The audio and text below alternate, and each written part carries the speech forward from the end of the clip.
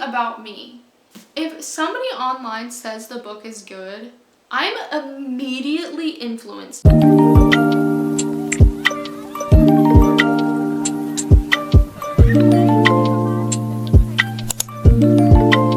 So I have accumulated a lot of books over the past month and a half, 2 months. I don't know how long. No. Way longer than that. I don't know. 3 months? Whatever. And my collection has grown. Obviously, I don't have hundreds of books, but I do have quite a bit. I thought, why not do an in-depth collection of every single book that I own, and I will show you guys my bookshelves and what they look like. I own 48 books.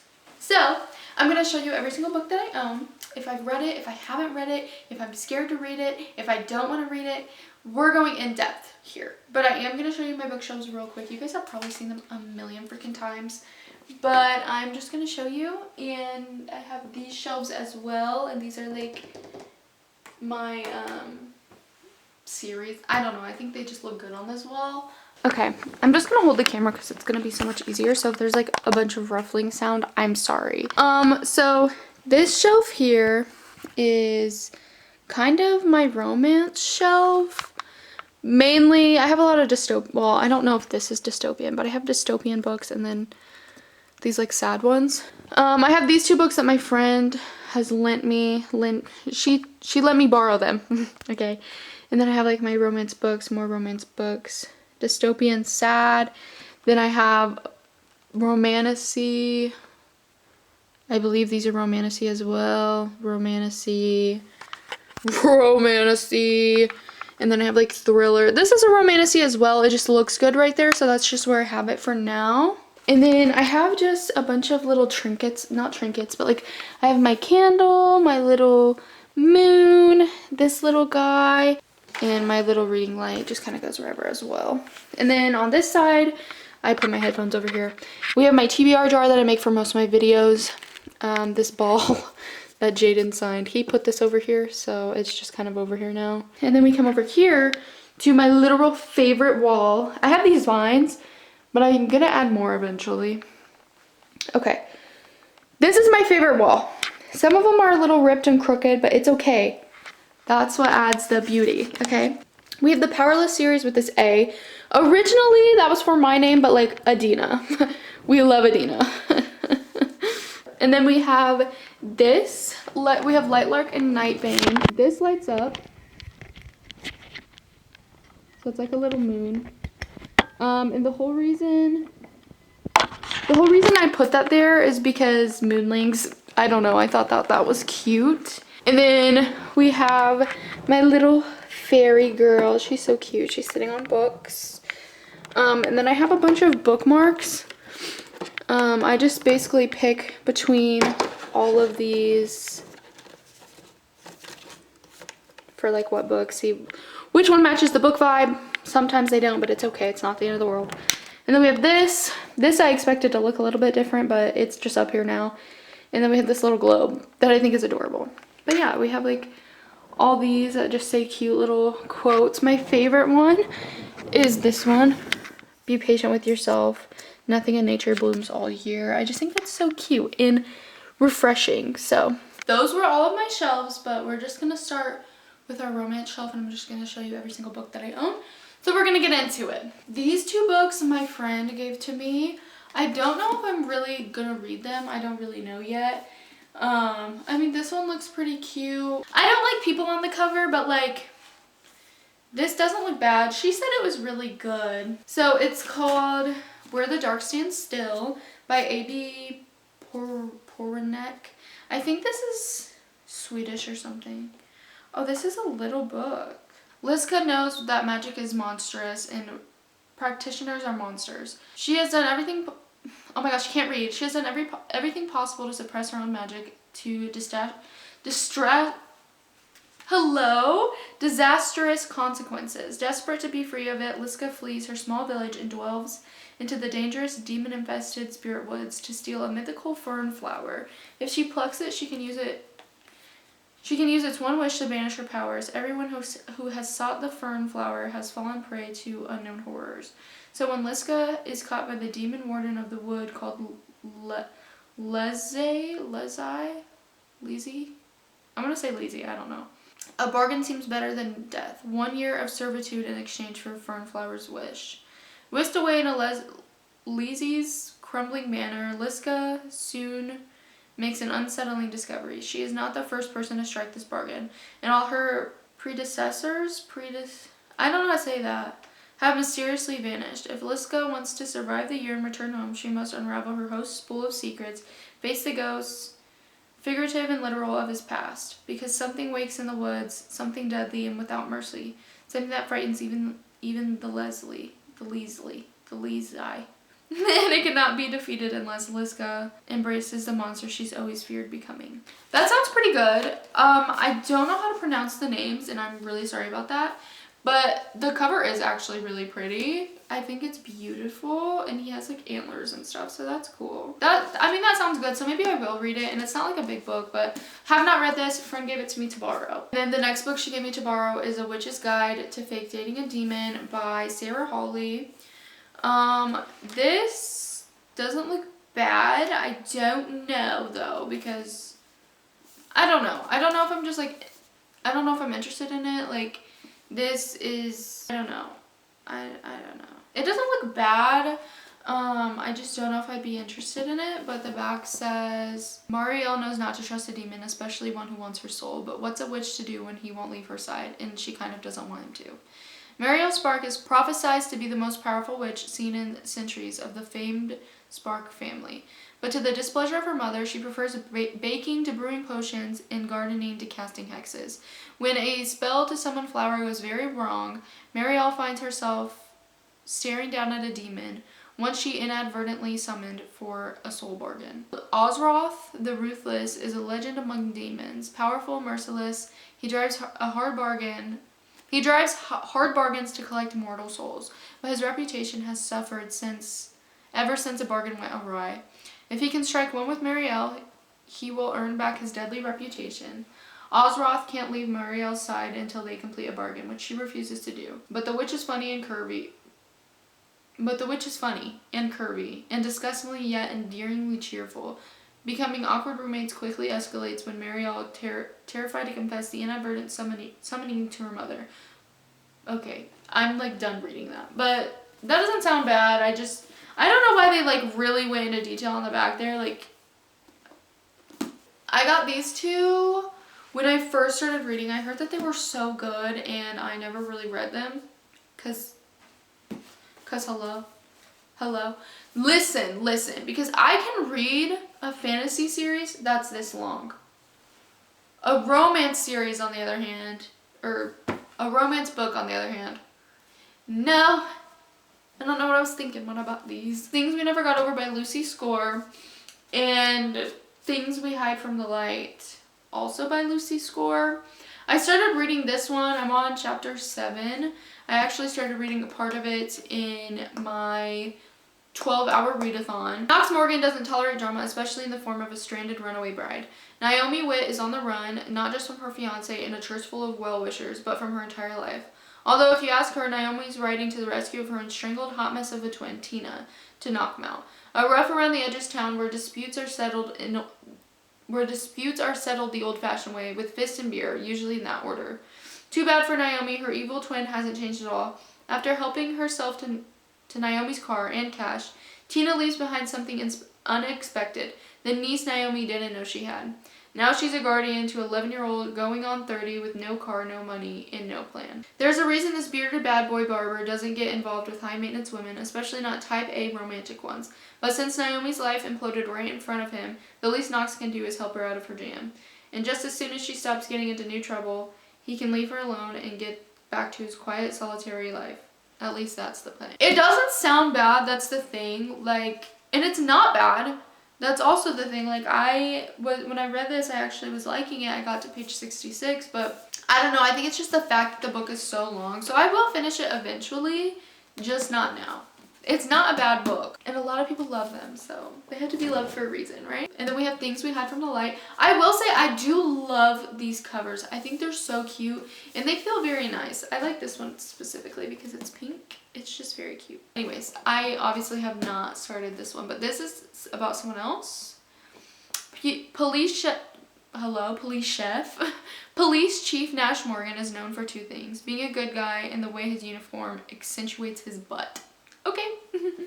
2 bullets put a dent in that southern charm, but thankfully spared his rear end. He's got his hands full with the man who shot him on the loose, healing wounds and citizens that think of the law as more of a guideline. Throw in the gloomy mood that clings to him, and the last thing he needs is a smart-mouthed, gorgeous new neighbor making him feel things he doesn't have the energy to feel. Lena has her reasons for being in town. She's on a mission, and the fewer people that think about it, the better. The fewer people that find out about it, the better. She does her best to work alone, and as soon as she finds what she's after, she's hitting the road for the next solo adventure. Too bad the town of Knockmount has other ideas. Soon Lena finds herself sucked into a small town life.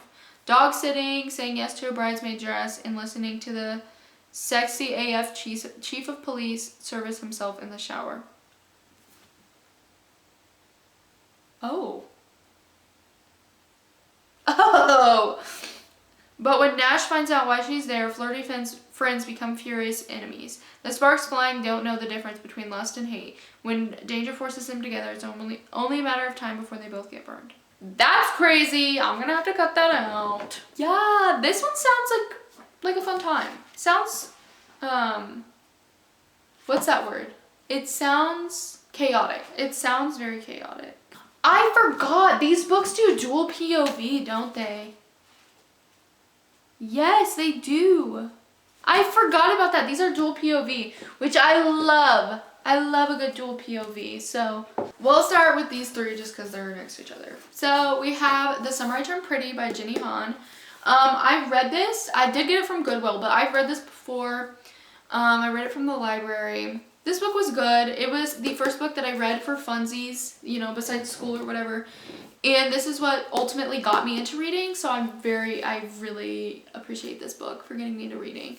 It's very small too. It took me a while to get through, but now I think that I could literally get through this so fast. I really did like this book. I thought it was a good book. It's a sweet book. It's cute. When each summer begins, Belly leaves her school life behind and escapes to Cousins Beach, the place she has spent every summer of her life. Not only does the beach house mean away from home, but her favorite people are there. Susanna, her mother's best friend, and her sons Conrad and Jeremiah.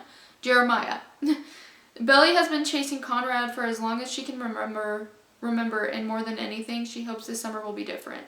Despite distractions from a new guy named Cam and lingering looks from Conrad's brother Jeremiah, Belly's heart belongs to Conrad.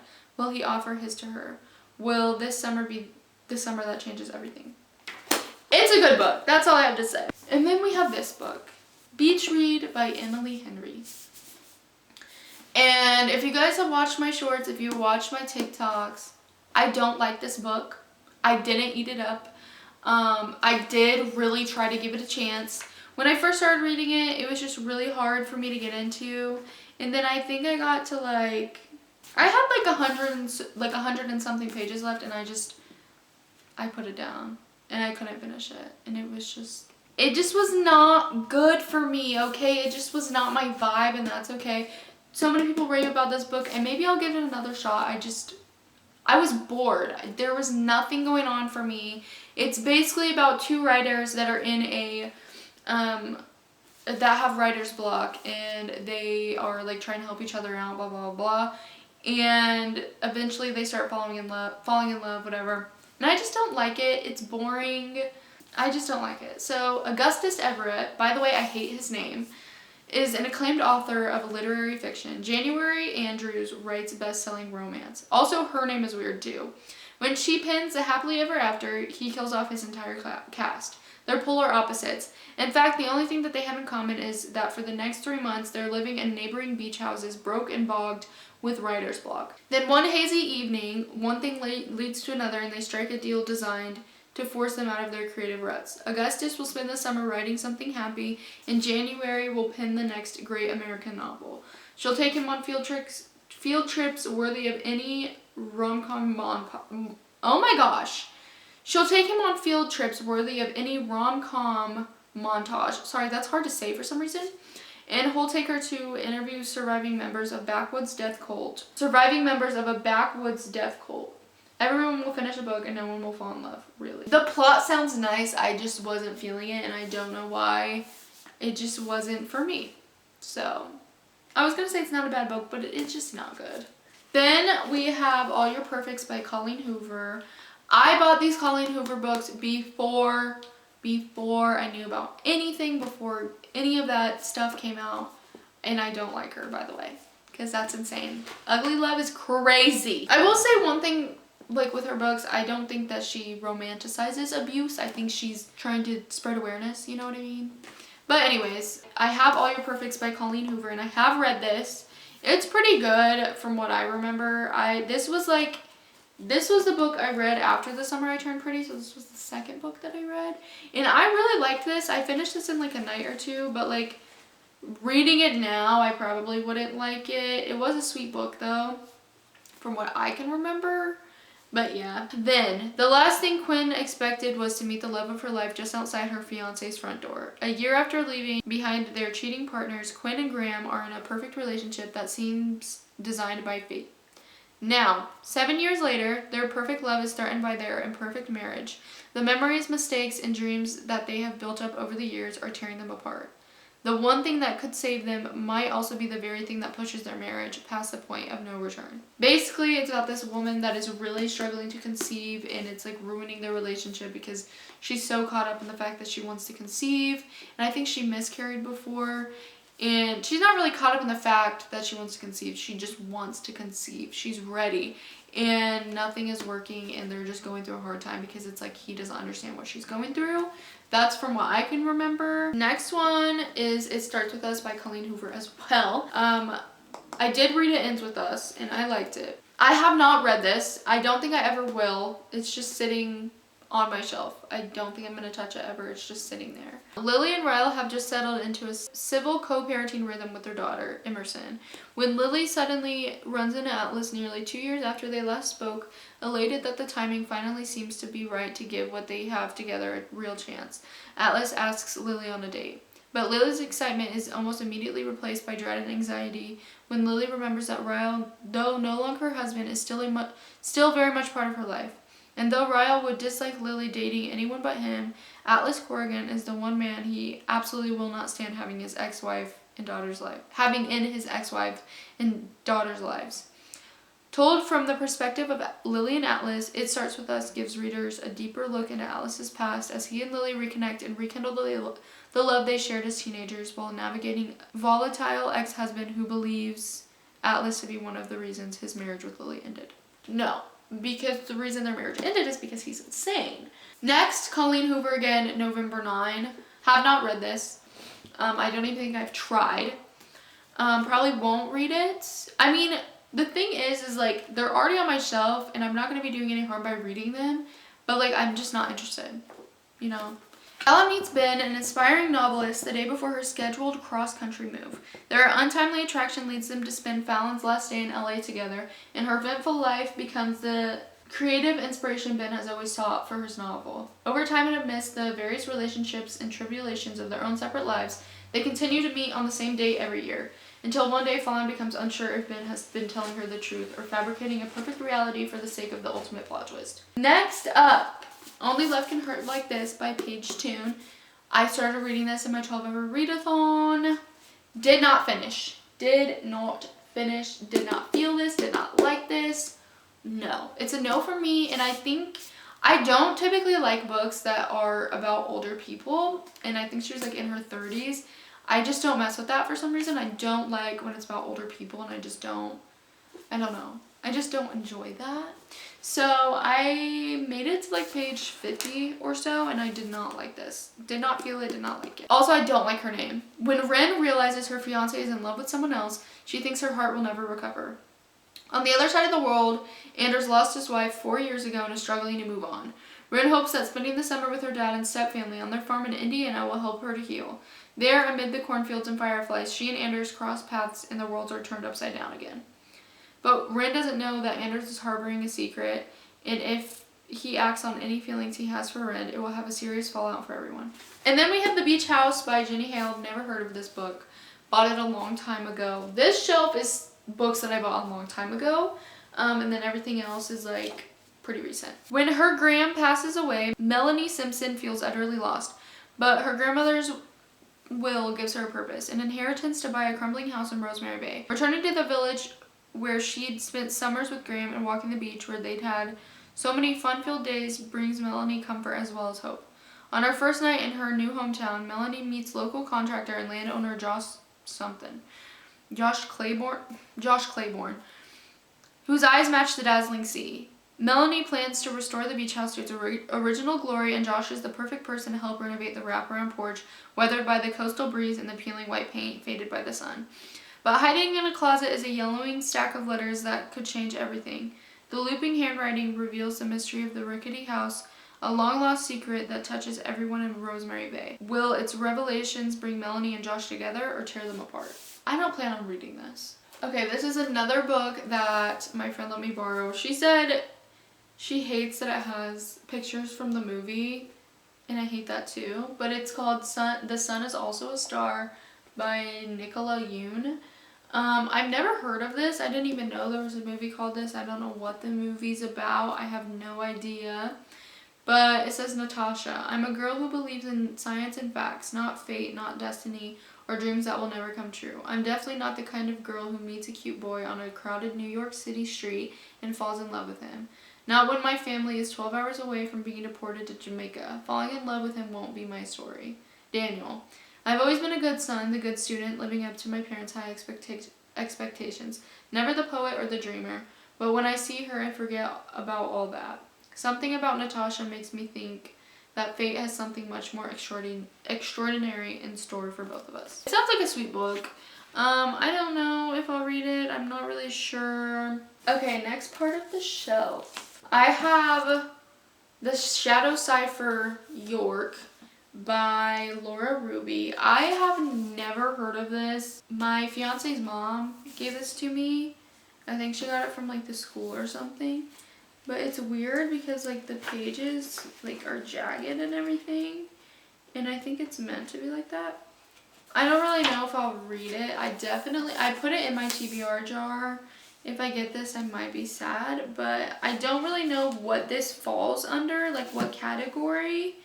So, I don't know. So, it was 1798 when the Morningstar twins arrived in New York with a vision for a magnificent city. Towering skyscrapers, dazzling machines, and winding train lines, all running on technology no one had ever seen before. 57 years later, the enigmatic architects disappeared, leaving behind for the people of New York the old York cipher, a puzzle laid into the shining city they constructed, at the end of which was promised a treasure beyond all imagining. By the present day, however, the puzzle has never been solved, and the greatest mystery of the modern world is little more than a tourist attraction. Tess and Theo Bierderman and their friend Jamie Cruz live in a Morningstar apartment until a real estate developer announces that the city has agreed to sell him the 5 remaining Morningstar buildings. Their likely destruction means the end of a dream long held by the people of New York. And if Tess, Theo, and Jamie want to save their home, they have to prove that the old York cipher is real, which means they have to solve it. I mean, it doesn't sound bad. It looks like it's super futuristic, and this is a series. I didn't know that. And I didn't know that there were them down here, but they look like kids. I think this is a children's book. Laura Ruby is the author of books for adults, teens, and children. Next, we have The Hunger Games by Suzanne Collins. Everybody knows The Hunger Games. Hello. I got this from Goodwill for $3, by the way, and it's in like really good condition. Like it's basically perfect condition. And I didn't know that the writing is actually ginormous. Like actually huge. Do I even have to read it for you guys? We all know what The Hunger Games is about. I have not read this yet, but I plan to this year. I've always wanted to read the Hunger Games books because I love the movies so much and the books are always better. I'm not reading this because you guys know already. You guys know the Hunger Games. You guys know the vibes. You guys know what happens. Thank you so much. This is another one that my friend let me borrow. Your Blood, My Bones. I actually saw like one review about it and they said that it looks good. It doesn't, or they said that it was good. It doesn't look bad to me, so I don't know. But it says, Wyatt Westlock has one plan for the farmhouse. She just inherited to burn it to the ground. But during her final walkthrough of her childhood home, she makes a shocking discovery in the basement. Peter, the boy she once considered her best friend, strung up in chains and left for dead. Unbeknownst to Wyatt, Peter has suffered hundreds of ritualistic deaths on her family's property. Semi-immortal, Peter never remains dead for long, but he can't really live either. Not while he's bound to the farm, locked in the cycle of grisly deaths and painful rebirths. There's only one way for him to break free. He needs to end the Westlock line. He needs to kill Wyatt. With Wyatt's parents gone, the spells protecting the property have begun to unravel, and dark ancient forces gather in the nearby forest. The only way for Wyatt to repair the spells is to work with Peter, the one who knows to harness her volatile magic. It sounds okay. I don't know if I'll read it though, but we'll see. We'll see. It sounds interesting. Okay, next we have If He Had Been With Me by Laura Nowlin. Heard so many good things about this. I have not read it. I think I started reading it and I got like, I didn't get very far through it. But I've had so many people recommend it to me, so I might just have to read it. But then I've also seen like a bunch of people saying that they hate it. But it says Autumn and Finn used to be inseparable, but then something changed, or they changed. Now they do their best to ignore each other. Autumn has her boyfriend Jamie and her close-knit group of friends. Finn has become that boy at school, the one that everyone wants to be around. That still doesn't stop the way Autumn feels every time she and Finn cross paths, and the growing nagging thought that maybe things could have been different, maybe they should be together. And as time passes, Autumn realizes she might not get another chance to make things right before it's too late. I don't know if I'll read it, but I have heard good things about it, so I might just have to. I heard it's very, very sad, but we will see. I don't know. Next, we have The Way I Used to Be by Amber Smith. I read this book. I love this book. It's very heartfelt. It's very sad. We're going through her story after she goes through a very traumatic event, and it's just so good, okay? Eden was always good at being good. Starting high school didn't change who she was, but the night her brother's best friend rapes her, Eden's world capsizes. What was once simple is now complex. What Eden once loved, who she once loved, she now hates. What she thought she knew to be true are now lies. Nothing makes sense anymore, and she knows she's supposed to tell someone what happened, but she can't. So she buries it instead, and she buries the way she used to be. And it's told in I don't feel like reading the rest, but it's told in four parts, freshman, sophomore, junior, senior year. And then there's a second book, and I want to get it. I did really like this book, so. And then the last one on this shelf, I have We Were Liars by E. Lockhart. I started reading it and then I stopped, but I was liking it, so I don't know why I stopped. So I am planning to read this at some point this year. If anyone asks you how it ends, just lie. We are Sinclairs. We live at least in the summertime on a private island off the coast of Massachusetts. Perhaps that is all you need to know, except some of us are liars. I am planning to read it sometime this year, so yes. That's all for that shelf, and we'll move on to the next shelf, but I'm probably going to record that later because I have my friend over, so yeah, okay, I'll be back. Okay guys, I am back. The lighting's probably so much different because it's almost 9 o'clock. My friend just left, so we're going to get back into this. I'm going to show you guys my second shelf. I'm going to show you these first though because they're just right here. First up, we have the Powerless series. First one is Powerless by Lauren Roberts. This is the very first fantasy book that I've ever read, and I ate it up. I'm currently rereading it for a video in honor of Fearless coming out, which is the third book in the series, and it has a little novella. Powerless by Lauren Roberts, Reckless by Lauren Roberts, and Powerful by Lauren Roberts. Only the extraordinary belong in the kingdom of... Is it Isla? Ilia. The exceptional, the elites. The elites have possessed powers for decades, gifted to them by the plague, while those born ordinary are just that, banished from the kingdom of Ilia, and shunned from society. No one knows this better than Peyton Gray, an ordinary posing as a psychic to blend in with the elites.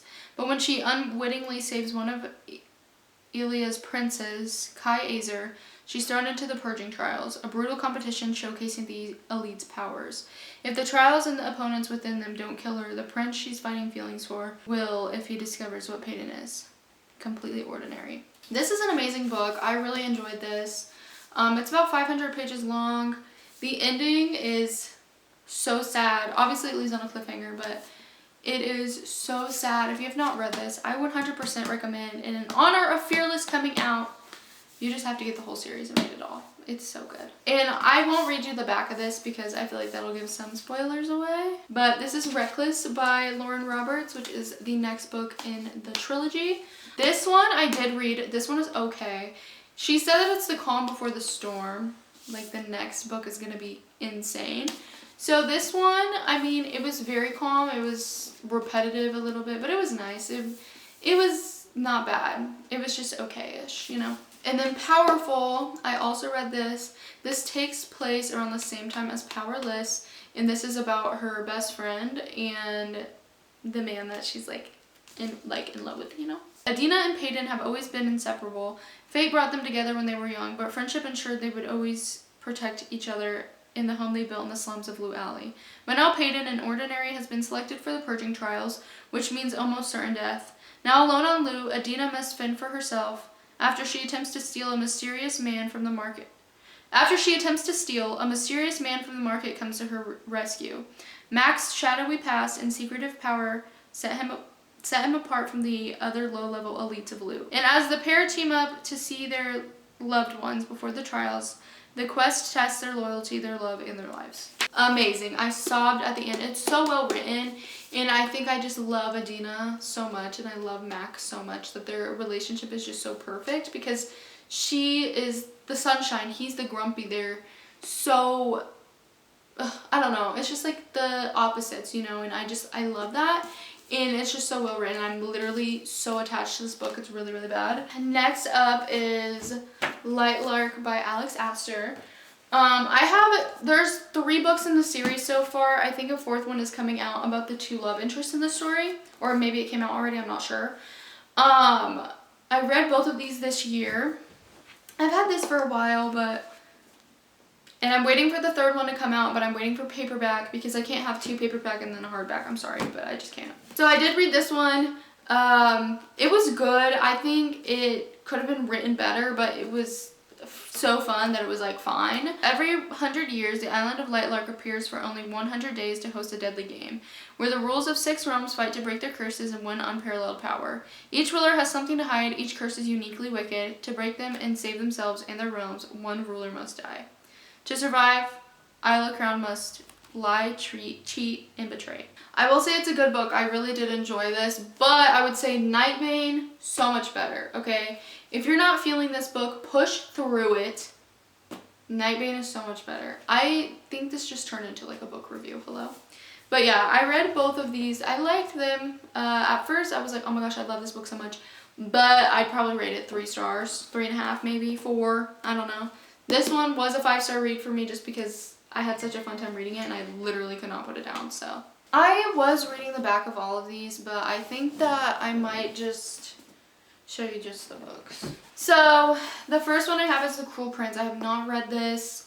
I'm low-key nervous to read it. Not nervous, but I've heard so many mixed reviews that I'm like, I don't know. I heard that it's good and then I heard that it's bad and then a lot of people won't read it. It's just a whole thing and we'll see. I think I definitely do want to read it. I'm just a little bit nervous right now. But I'm not reading the back. It's not happening. And then I have A Good Girl's Guide to Murder. I think it's a trilogy. Pretty sure. So, A Good Girl's Guide to Murder by Holly Jackson. I have not read this. I did watch the show. I think it has 1 season. Finished it. I liked it. I thought it was fun. So I think I'm definitely gonna read this. And it's a shorter book too. It's like 300 and something pages, and whenever they look like this, I'm like, yeah, I can get through this. And then I don't know which one comes first, but we have Good Girl Bad Blood, which is the second book in the, I believe it's a trilogy. And then we have As Good as Dead. I just realized I'm not like showing. Like I've been just sitting here going, my bad, y'all. And then next on my shelf, I have Fourth Wing by Rebecca Yarros. I have not read this yet. I am planning to read this very, very soon. It just kind of makes me nervous because there's literally 500 pages, and in the print, I feel like it's very, I don't know. I do definitely want to read this, so I've heard amazing things about it. This is actually one of the highest rated books on my shelf. So I will definitely be diving into this. I just don't have the other books, so that's kind of what's been stopping me. But I am definitely very, very excited to read this. I'm also I have a fear of getting into a book slump. Like, I do. I'm like scared of it, and I really don't want to get into a book slump. But yeah, I got paperback because it's cheaper. You guys have probably also seen a lot of these books in my book haul that I did a while ago. So if you do, just pretend that you don't. So yeah, I do this thing where I don't know anything about the series and I'll buy the whole series. And then my next shelf, I kind of have like a Stephanie Garber shelf, but not really. I kind of do. So we have the Caraval trilogy. So I have Caraval. I just finished this last week. All I can say is that it was very okay. It was not amazing in any way to me. I thought it was extremely okay. I rated it like a 3.5 stars. Like, it was a quick read, I will say. I got through it pretty quick. But it didn't really like intrigue me as much as I thought it was going to. Had a very unique plot, but it just did not, it just didn't do it for me. So, but it was good. And then we have Legendary by Stephanie Garber. This is the next book in the series, and as you can see, I'm currently reading it. I stopped in the middle of the chapter because I did not feel like reading last night. For one, the chapters in this book are way longer than the ones in Caraval, and I hate long chapters. That's one thing that I can't do. I cannot do long chapter. I just can't. I'm 128 pages in, and usually after the first 100 pages, it starts to pick up, which I guess it is picking up a little bit. It's just, I'm not that interested for some reason. Like, I just kind of don't care. And I really do want to finish though, because I want to give it a chance. And I don't know. I need to finish it. I'm just like, okay. Okay, and then next book is Finale, Stephanie Garber as well. I've heard that this one is the best book in the series, which is why I'm like sticking around.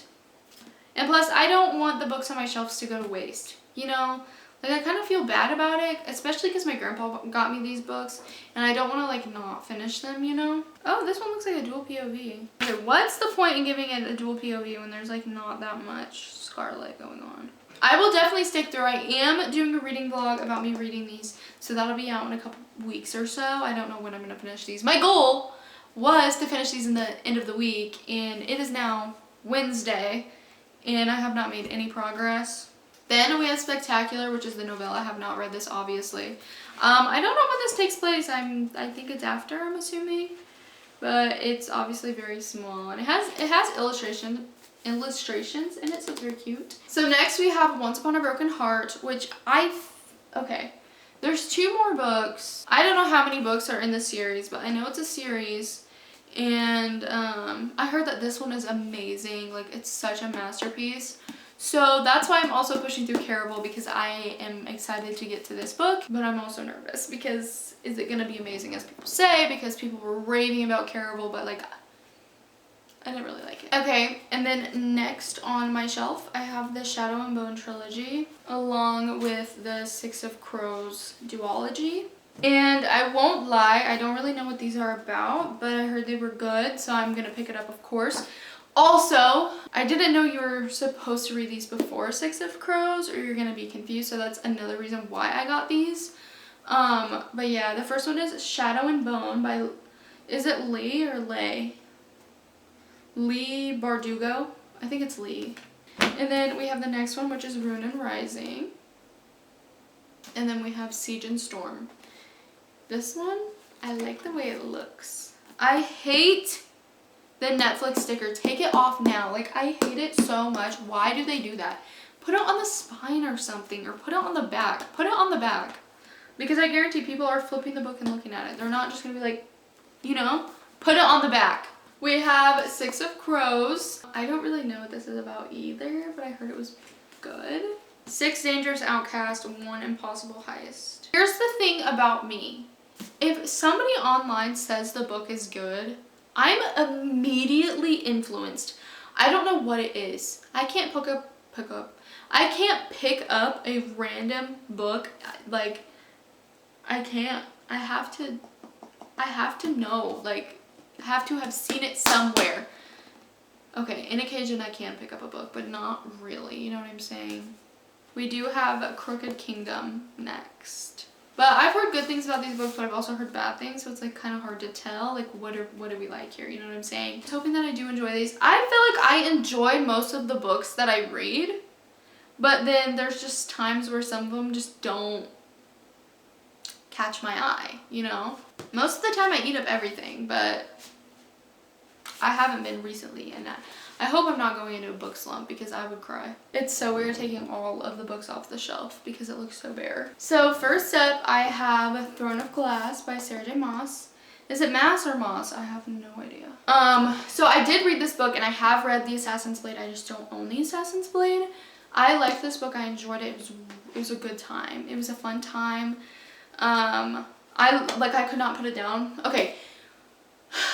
When I first started it, When I first started it, I was reading another book, so I couldn't really like stay in tune with this book. But once I got like halfway, I was like, you know what I'm saying? We love Selena, okay?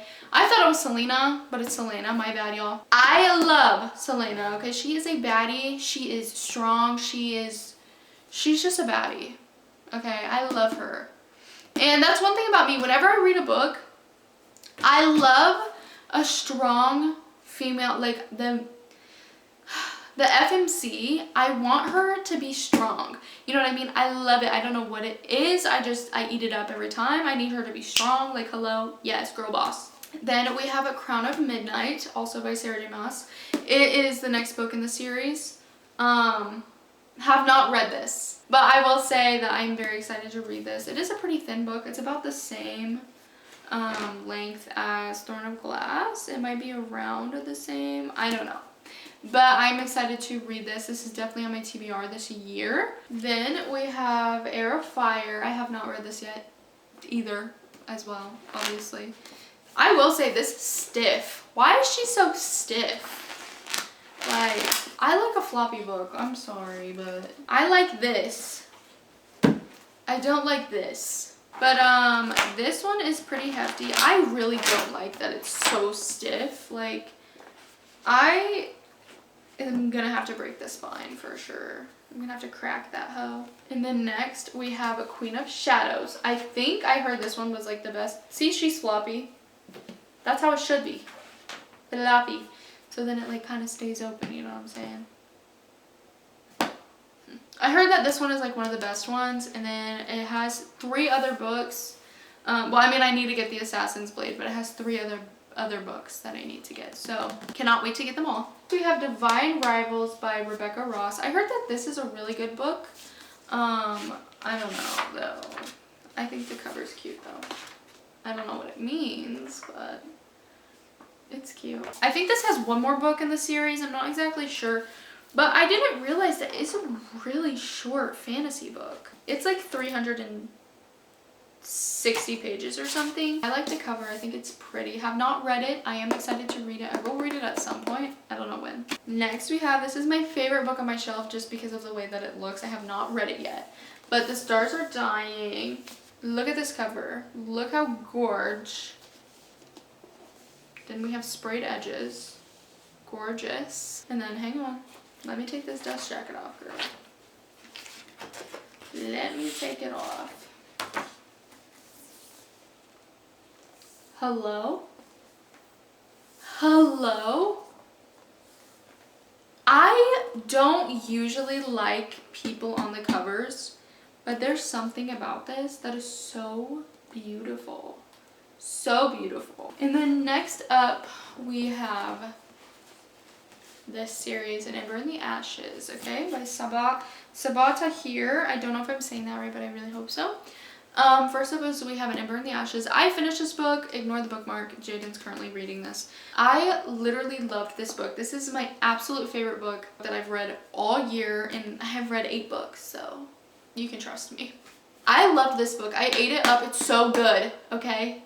Okay, there's just so much action in it. There's like a little bit of romance, but it's like, okay, it like has you need to know what's going down, you know? And then we have A Torch Against the Night, which I'm like 10 pages in.